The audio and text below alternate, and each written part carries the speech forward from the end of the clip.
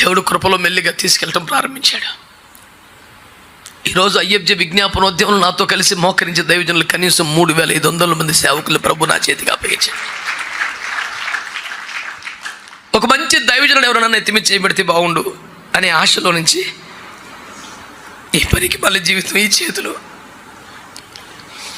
కనీసం ఒక 2,000 మంది పాస్టర్స్ని ఆర్డినేషన్ చేశాను ఈ రోజుకి. నేను ఎవరు చెయ్యను నా మీద పడితే బాగుండనే స్థితి. నేను చేతులుంచి అభిషేకించిన సేవకులే కనీసం 2,000 మంది అయ్యారు. ఎవరైనా నా మీద చేయబెడితే బాగుండని కోరుకున్న బతుకు కనీసం 17,000 బాప్టిస్మాలు ఇచ్చిన ఈ చేతిలో. పనికి మాలోడా అని పిలిపించుకున్న స్థితి.